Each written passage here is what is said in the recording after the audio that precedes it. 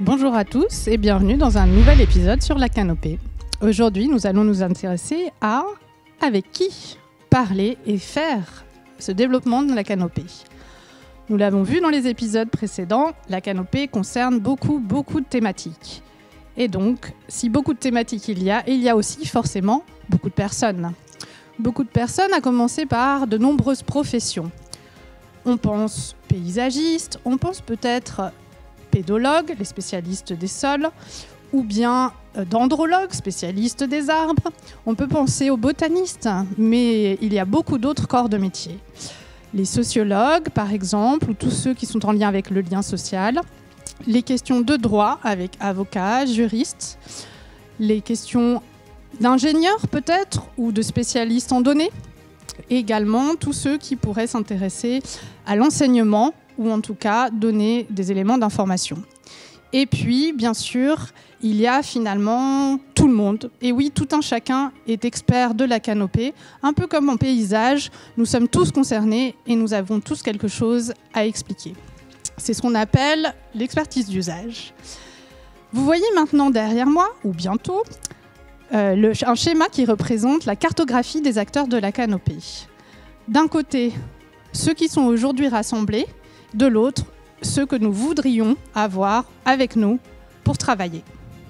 On voit qu'il y a beaucoup de gens et que nous en avons encore d'autres à aller chercher. Tout le monde, et oui, nous sommes tous concernés. Un des premiers endroits où nous pourrions planter et entourer des bénéfices immédiats, ce sont les endroits où nous habitons. Que ce soit une maison avec un jardin ou une copropriété, on voit que souvent, nous ne sommes pas à côté des arbres et pourtant, nous pourrions en bénéficier. C'est également vrai pour les entreprises. Souvent, celles-ci s'installent et goudronnent pour des besoins techniques, mais il en existe d'autres qui peuvent continuer leur activité dans la forêt.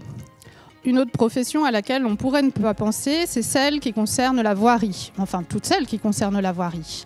Nous avons l'habitude de voiries très bien dégagées, pour des raisons techniques, mais aussi de normes, quand d'autres existent et nous montrent que nous pouvons non seulement être arborés, voire même plantés pour le bonheur des yeux. Sur les abords des routes, nous pouvons aussi planter en tant que citoyens. Vous voyez ici derrière moi à Washington DC, les personnes s'occupent aussi de l'entretien des arbres et les arrosent à vélo. Une autre idée, ce sont dans les écoles et les collèges. C'est quelque chose dont on parle beaucoup aujourd'hui.